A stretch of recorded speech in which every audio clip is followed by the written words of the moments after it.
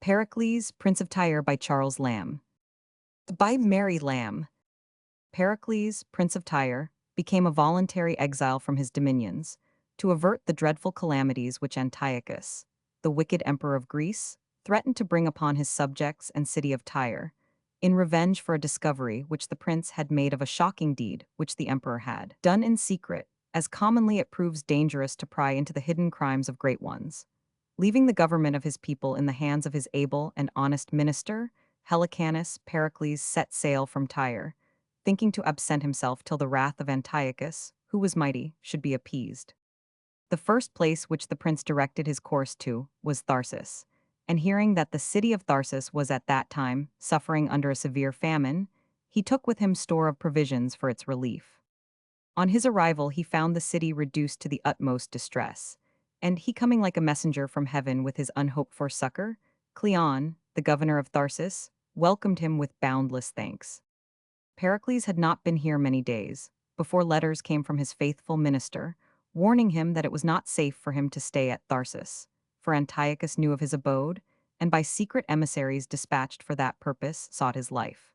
Upon receipt of these letters, Pericles put out to sea again, amidst the blessings and prayers of a whole people who had been fed by his bounty. He had not sailed far, when his ship was overtaken by a dreadful storm, and every man on board perished except Pericles, who was cast by the sea waves naked on an unknown shore, where he had not wandered long before he met with some poor fishermen, who invited him to their homes, giving him clothes and provisions.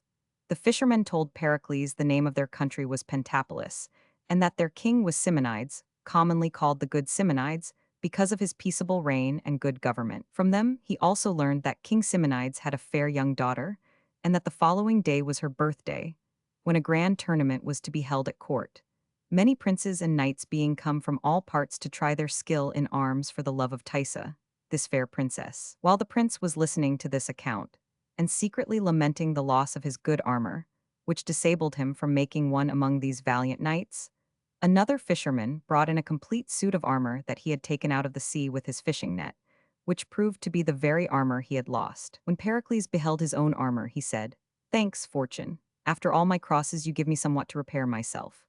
This armor was bequeathed to me by my dead father, for whose dear sake I have so loved it, that whithersoever I went I still have kept it by me, and the rough sea that parted it from me, having now become calm, hath given it back again, for which I thank it, for, since I have my father's gift again, I think my shipwreck no misfortune."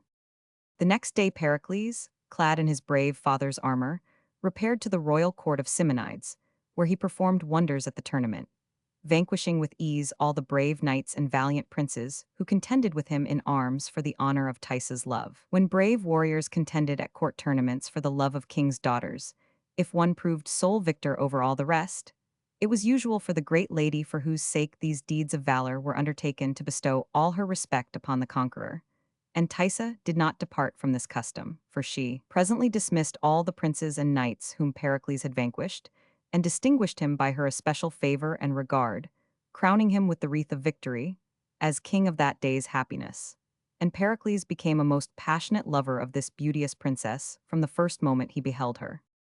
The good Simonides so well approved of the valor and noble qualities of Pericles, who was indeed a most accomplished gentleman, and well learned in all excellent arts, that though he knew not the rank of this royal stranger, for Pericles, for fear of Antiochus, gave out that he was a private gentleman of Tyre, yet did not Simonides disdain to accept of the valiant unknown for a son-in-law, when he perceived his daughter's affections were firmly fixed upon him. Pericles had not been many months married to Tysa, before he received intelligence that his enemy Antiochus was dead, and that his subjects of Tyre, impatient of his long absence, threatened to revolt and talked of placing Helicanus upon his vacant throne. This news came from Helicanus himself, who being a loyal subject to his royal master, would not accept of the high dignity offered him, but sent to let Pericles know their intentions, that he might return home and resume his lawful right. It was matter of great surprise and joy to Simonides to find that his son-in-law, the obscure knight, was the renowned Prince of Tyre. Yet again he regretted that he was not the private gentleman he supposed him to be, seeing that he must now part both with his admired son-in-law and his beloved daughter, whom he feared to trust to the perils of the sea, because Tysa was with child, and Pericles himself wished her to remain with her father till after her confinement. But the poor lady so earnestly desired to go with her husband, that at last they consented, hoping she would reach Tyre before she was brought to bed. The sea was no friendly element to unhappy Pericles, for long before they reached Tyre another dreadful tempest arose, which so terrified Thysa that she was taken ill, and in a short space of time her nurse, Lycorida, came to Pericles with a little child in her arms, to tell the prince the sad tidings that his wife died the moment her little babe was born. She held the babe towards its father, saying, "Here is a thing too young for such a place. This is the child of your dead queen." No tongue can tell the dreadful sufferings of Pericles when he heard his wife was dead. As soon as he could speak, he said, "O you gods, why do you make us love your goodly gifts and then snatch those gifts away?" "Patience, good sir," said Lycorida. "Here is all that is left alive of our dead queen, a little daughter, and for your child's sake be more manly." "Patience, good sir, even for the sake of this precious charge." Pericles took the newborn infant in his arms, and he said to the little babe, "Now may your life be mild, for a more blusterous birth had never babe. May your condition be mild and gentle, for you have had the rudest welcome that ever prince's child did meet with. May that which follows be happy, for you have had as chiding a nativity as fire, air, water, earth, and heaven could make to herald you from the womb. Even at the first your loss, meaning in the death of her mother, is more than all the joys which you shall find upon this earth, to which you are come a new visitor, shall be able to recompense." The storm still continuing to rage furiously, and the sailors having a superstition that while a dead body remained in the ship the storm would never cease, they came to Pericles to demand that his queen should be thrown overboard. And they said, "What courage, sir, God save you?" "Courage enough," said the sorrowing prince. "I do not fear the storm, it has done to me its worst. Yet for the love of this poor infant, this fresh new seafarer, I wish the storm was over." "Sir," said the sailors, "your queen must overboard. The sea works high, the wind is loud, and the storm will not abate till the ship be cleared of the dead." Though Pericles knew how weak and unfounded this superstition was, yet he patiently submitted, saying, "As you think meet. Then she must overboard, most wretched queen." And now this unhappy prince went to take a last view of his dear wife. And as he looked on his Thysa, he said, "A terrible childbed hast thou had, my dear. No light, no fire. The unfriendly elements forgot thee utterly, nor have I time to bring thee hallowed to thy grave, but must cast thee scarcely coffined into the sea, wherefore, a monument upon thy bones the humming waters must overwhelm thy corpse, lying with simple shells. O Lycorida, bid Nestor bring me spices, ink, and paper, my casket and my jewels, and bid Nicandor bring me the satin coffin. Lay the babe upon the pillow, and go about this suddenly, Lycorida, while I say a priestly farewell to my Thysa." They brought Pericles a large chest, in which, wrapped in a satin shroud, he placed his queen, and sweet-smelling spices he strewed over her, and beside her he placed rich jewels and a written paper, telling who she was, and praying, if haply anyone should find the chest which contained the body of his wife, they would give her burial. And then with his own hands he cast the chest into the sea. When the storm was over, Pericles ordered the sailors to make for Tharsis. "For," said Pericles, "the babe cannot hold out till we come to Tyre. At Tharsis I will leave it at careful nursing." After that tempestuous night when Thysa was thrown into the sea, and while it was yet early morning, as Saramon, a worthy gentleman of Ephesus and a most skilful physician, was standing by the seaside, his servants brought to him a chest which they said the sea waves had thrown on the land. "I never saw," said one of them, "so huge a billow as cast it on our shore." Saramon ordered the chest to be conveyed to his own house, and when it was opened he beheld with wonder the body of a young and lovely lady. And the sweet-smelling spices, and rich casket of jewels, made him conclude it was some great person who was thus strangely entombed. Searching further, he discovered a paper from which he learned that the corpse which lay as dead before him had been a queen, and wife too. Pericles, Prince of Tyre, and much admiring at the strangeness of that accident, and more pitying the husband who had lost this sweet lady, he said, "If you are living, Pericles, you have a heart that even cracks with woe." Then observing attentively Thysa's face, he saw how fresh and unlike death her looks were, and he said, "They were too hasty that threw you into the sea," for he did not believe her to be dead. He ordered a fire to be made, and proper cordials to be brought, and soft music to be played, which might help to calm her amazed spirits if she should revive. And he said to those who crowded round her, wondering at what they saw, "I pray you, gentlemen, give her air, this queen will live. She has not been entranced above 5 hours, and see, she begins to blow into life again. She is alive. Behold her eyelids move. This fair creature will live to make us weep to hear her fate." Thysa had never died, but after the birth of her little baby had fallen into a deep swoon, which made all that saw her conclude her to be dead. And now, by the care of this kind gentleman, she once more revived to light and life. And opening her eyes, she said, "Where am I? Where is my lord? What world is this?" By gentle degrees Saruman let her understand what had befallen her, and when he thought she was enough recovered to bear the sight, he showed her the paper written by her husband, and the jewels, and she looked on the paper and said, "It is my lord's writing. That I was shipped at sea, I well remember, but whether they're delivered of my babe, by the holy gods I cannot rightly say. But since my wedded lord I never shall see again, I will put on a vestal livery and never more have joy." "Madam," said Saruman, "if you purpose as you speak, the temple of Diana is not far distant from hence. There you may abide as a vestal. Moreover, if you please, a niece of mine shall there attend you." This proposal was accepted with thanks by Tysa, and when she was perfectly recovered, Saruman placed her in the temple of Diana, where she became a vestal or priestess of that goddess, and passed her days in sorrowing for her husband's supposed loss, and in the most devout exercises of those times. Pericles carried his young daughter, whom he named Marina, because she was born at sea to Tharsis, intending to leave her with Cleon, the governor of that city, and his wife Dionysia, thinking, for the good he had done to them at the time of their famine, they would be kind to his little motherless daughter. When Cleon saw Prince Pericles, and heard of the great loss which had befallen him, he said, "O your sweet queen, that it had pleased heaven you could have brought her hither to have blessed my eyes with the sight of her." Pericles replied, "We must obey the powers above us. Should I rage and roar as the sea does in which my Tysa lies, yet the end must be as it is. My gentle babe, Marina here, I must charge your charity with her. I leave her the infant of your care, beseeching you to give her princely training." Yes. And then turning to Cleon's wife, Dionysia, he said, "Good madam, make me blessed in your care in bringing up my child." And she answered, "I have a child myself who shall not be more dear to my respect than yours, my lord." And Cleon made the like promise, saying, "Your noble services, Prince Pericles, in feeding my whole people with your corn, for which in their prayers they daily remember you, must in your child be thought on. If I should neglect your child, my whole people that were by you relieved would force me to my duty. But if to that I need a spur, the gods revenge it on me, and mine to the end of generation." Pericles, being thus assured that his child would be carefully attended to, left her to the protection of Cleon and his wife Dionysia, and with her he left the nurse Lycorida. When he went away, the little Marina knew not her loss, but Lycorida wept sadly at parting with her royal master. "Oh, no tears, Lycorida," said Pericles. "No tears, look to your little mistress, on whose grace you may depend hereafter." Pericles arrived in safety at Tyre, and was once more settled in the quiet possession of his throne, while his woeful queen, whom he thought dead, remained at Ephesus.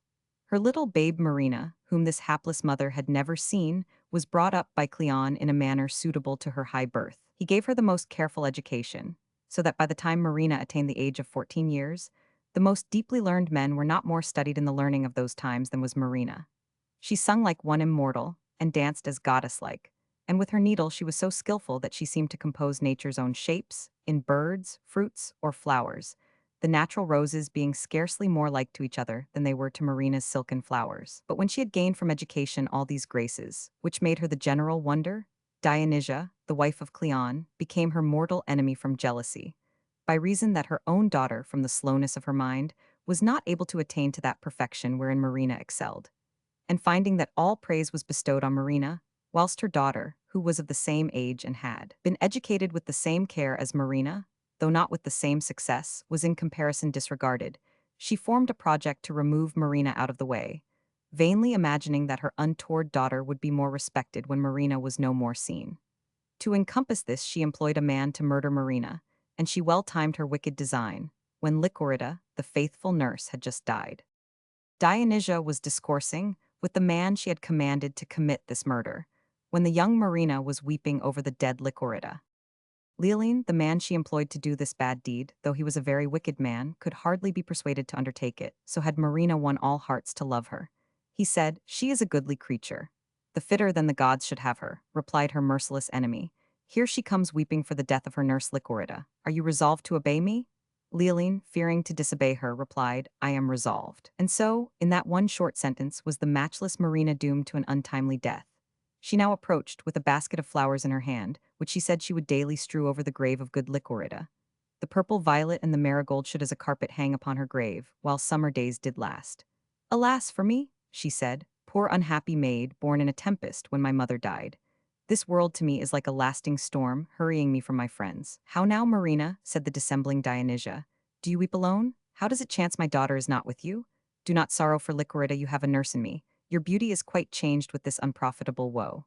Come, give me your flowers, the sea air will spoil them, and walk with Leoline. The air is fine and will enliven you. Come, Leoline, take her by the arm and walk with her. No, madam, said Marina. I pray you let me not deprive you of your servant. For Leoline was one of Dionysia's attendants. Come, come, said this artful woman, who wished for a pretense to leave her alone with Leoline. I love the prince, your father, and I love you. We every day expect your father here. And when he comes and finds you so changed by grief from the paragon of beauty we reported you, he will think we have taken no care of you. Go, I pray you, walk and be cheerful once again.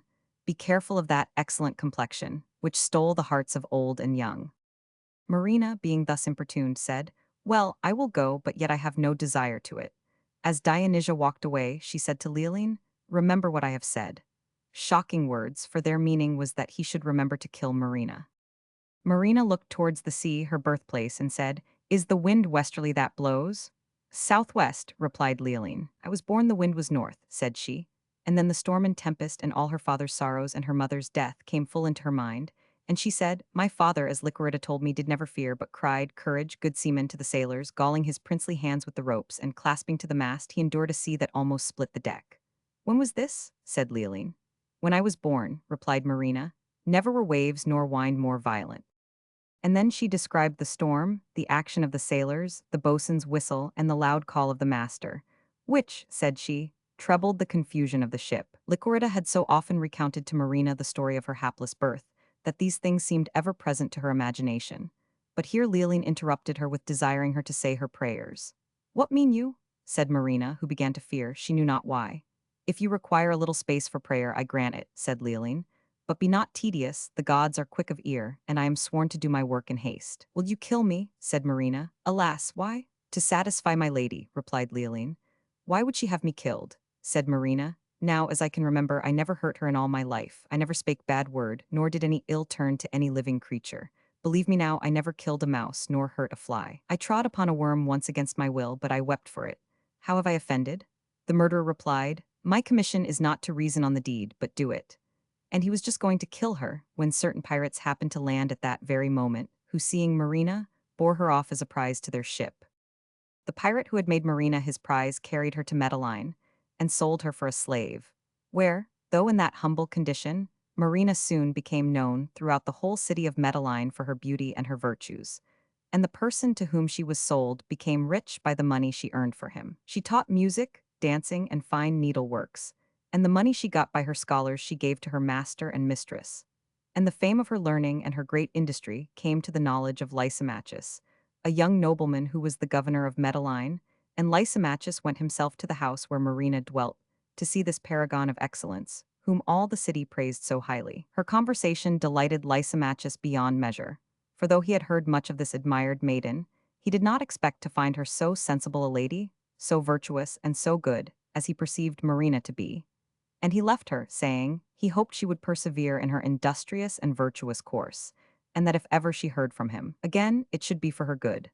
Lysimachus thought Marina such a miracle for sense, fine breeding, and excellent qualities, as well as for beauty and all outward graces, that he wished to marry her, and notwithstanding her humble situation, he hoped to find that her birth was noble. But ever when they asked her parentage, she would sit still and weep.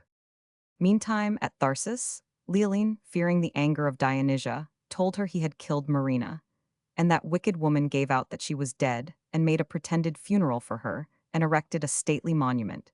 And shortly after Pericles, accompanied by his loyal minister Helicanus, made a voyage from Tyre to Tharsis, on purpose to see his daughter, intending to take her home with him, and he never having beheld her since he left her an infant in the care of Cleon and his wife.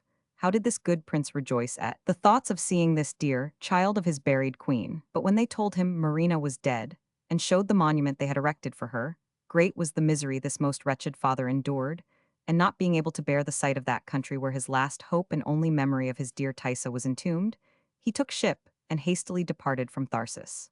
From the day he entered the ship, a dull and heavy melancholy seized him. He never spoke and seemed totally insensible to everything around him. Sailing from Tharsis to Tyre, the ship in its course passed by Medellin, where Marina dwelt. The governor of which place, Lysimachus, observing this royal vessel from the shore, and desirous of knowing who was on board, went in a barge to the side of the ship, to satisfy his curiosity. Helicanus received him very courteously, and told him that the ship came from Tyre, and that they were conducting thither Pericles, their prince. "A man, sir," said Helicanus, "who has not spoken to anyone these 3 months, nor taken any sustenance, but just to prolong his grief. It would be tedious to repeat the whole ground of his distemper, but the main springs from the loss of a beloved daughter and a wife." Lysimachus begged to see this afflicted prince, and when he beheld Pericles, he saw he had been once a goodly person, and he said to him, "Sir King, all hail, the gods preserve you, hail, royal sir." But in vain Lysimachus spoke to him. Pericles made no answer, nor did he appear to perceive any stranger approached. And then Lysimachus bethought him of the peerless maid Marina, that haply with her sweet tongue she might win some answer from the silent prince. And with the consent of Helicanus he sent for Marina, and when she entered the ship in which her own father sat motionless with grief, they welcomed her on board as if they had known she was their princess. And they cried, "She is a gallant lady." Lysimachus was well pleased to hear their commendations, and he said, "She is such an one that were I well assured she came of noble birth, I would wish no better choice, and think me rarely blessed in a wife." And then he addressed her in courtly terms, as if the lowly-seeming maid had been the high-born lady he wished to find her, calling her fair and beautiful Marina, telling her a great prince on board that ship had fallen into a sad and mournful silence. And as, if Marina had the power of conferring health and felicity, he begged she would undertake to cure the royal stranger of his melancholy. "Sir," said Marina, "I will use my utmost skill in his recovery, provided none but I and my maid be suffered to come near him." She, who at Medellin had so carefully concealed her birth, ashamed to tell that one of royal ancestry was now a slave, first began to speak to Pericles of the wayward changes in her own fate, telling him from what a high estate herself had fallen. As if she had known it was her royal father she stood before, all the words she spoke were of her own sorrows. But her reason for so doing was, that she knew nothing more wins the attention of the unfortunate than the recital of some sad calamity to match their own. The sound of her sweet voice aroused the drooping prince. He lifted up his eyes, which had been so long fixed and motionless, and Marina, who was the perfect image of her mother, presented to his amazed sight the features of his dead queen. The long silent prince was once more heard to speak. "My dearest wife," said the awakened Pericles, "was like this maid, and such a one might my daughter have been. My queen's square brows, her stature to an inch, as wand-like straight, as silver-voiced, her eyes as jewel-like. Where do you live, young maid? Report your parentage. I think you said you had been tossed from wrong to injury, and that you thought your griefs would equal mine, if both were opened." "Some such thing I said," replied Marina, "and said no more than what my thoughts did warrant me as likely." "Tell me your story," answered Pericles. "If I find you have known the thousandth part of my endurance, you have borne your sorrows like a man, and I have suffered like a girl. Yet you do look like patience gazing on kings' graves and smiling extremity out of act. Tell me your name, my most kind virgin. Recount your story, I beseech you.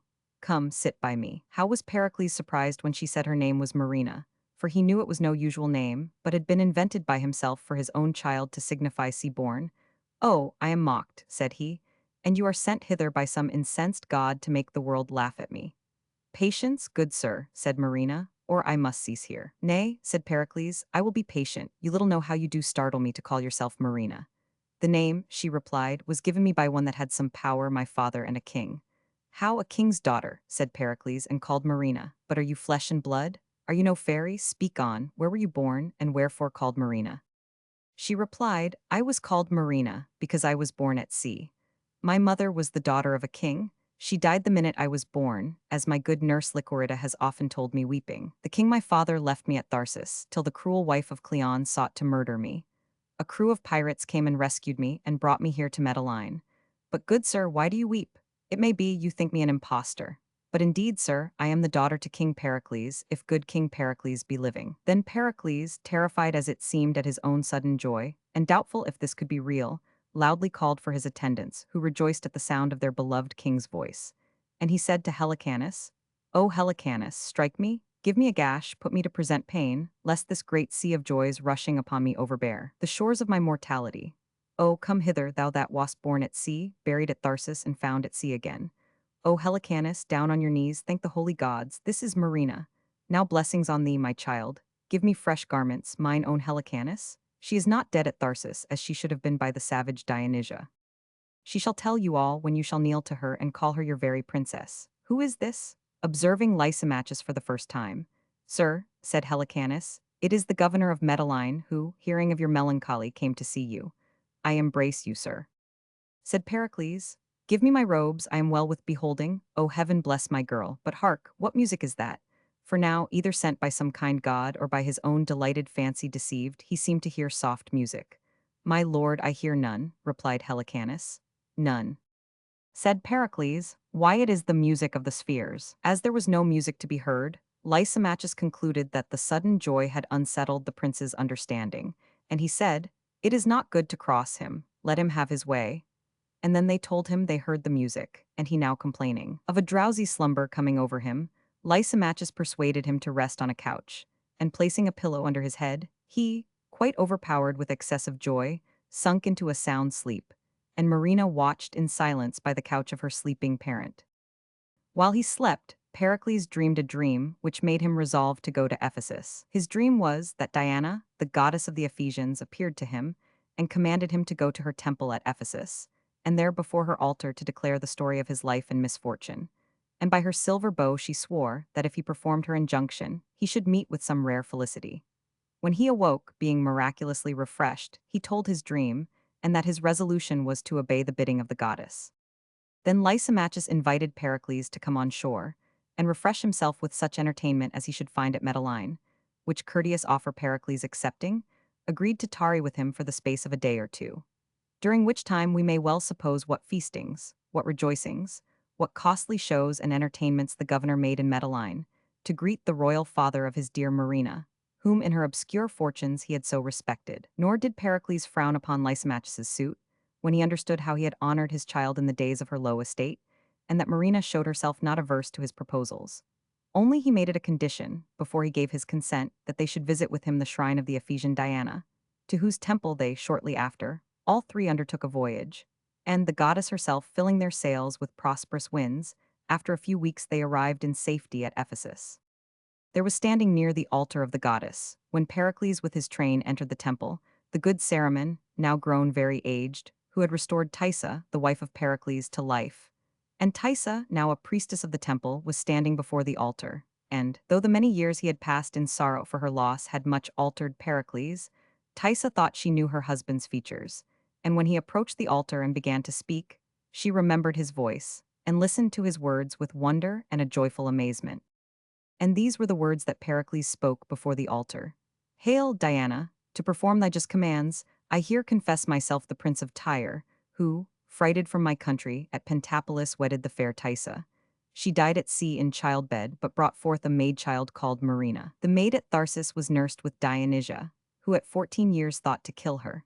But her better stars brought her to Medellin, by whose shores as I sailed, her good fortunes brought this child on board, where by her most clear remembrance she made herself known to be my daughter." Tysa, unable to bear the transports which his words had raised in her, cried out, you are, O royal Pericles," and fainted. "What means this woman?" said Pericles. "She dies, help, gentlemen." "Sir," said Cerimon, "if you have told Diana's altar true, this is your wife." "Reverend gentlemen, no," said Pericles. "I threw her overboard with these very arms." Cerimon then recounted how, early one tempestuous morning, this lady was thrown upon the Ephesian shore, how, opening the coffin, he found therein rich jewels and a paper, how happily he recovered her and placed her here in Diana's temple. And now Tysa, being restored from her swoon, said, "O my lord, are you not Pericles? Like him you speak, like him you are. Did you not name a tempest, a birth and death?" He, astonished, said, "The voice of dead Tysa." "That Tysa am I," she replied, "supposed dead and drowned." "O true Diana," exclaimed Pericles in a passion of devout astonishment. "And now," said Tysa, "I know you better. Such a ring as I see on your finger did the king my father give you when we with tears parted from him at Pentapolis." "Enough, you gods," cried Pericles, "your present kindness makes my past miseries sport. O come, Tysa, be buried a second time within these arms." And Marina said, "My heart leaps to be gone into my mother's bosom." Then did Pericles show his daughter to her mother, saying, "Look who kneels here, flesh of thy flesh, thy burthen at sea, and called Marina because she was yielded there." "Blessed and my own," said Tysa, and while she hung in rapturous joy over her child, Pericles knelt before the altar, saying, "Pure Diana, bless thee for thy vision. For this I will offer oblations nightly to thee." And then and there did Pericles, with the consent of Tysa, solemnly affiance their daughter, the virtuous Marina, to the well-deserving Lysimachus in marriage. Thus have we seen in Pericles, his queen and daughter, a famous example of virtue assailed by calamity, through the sufferance of heaven, to teach patience and constancy to men, under the same guidance becoming finally successful and triumphing over chance and change. In Helicanus, we have beheld a notable pattern of truth, of faith, and loyalty, who, when he might have succeeded to a throne, chose rather to recall the rightful owner to his possession than to become great by another's wrong. In the worthy Cerimon, who restored Tysa to life, we are instructed how goodness directed by knowledge, in bestowing benefits upon mankind, approaches to the nature of the gods. It only remains to be told that Dionysia, the wicked wife of Cleon, met with an end proportionable to her deserts. The inhabitants of Tharsis, when her cruel attempt upon Marina was known, rising in a body to revenge the daughter of their benefactor, and setting fire to the palace of Cleon, burnt both him and her and their whole household. The gods seeming well pleased that so foul a murder, though but intentional and never carried into act, should be punished in a way befitting its enormity.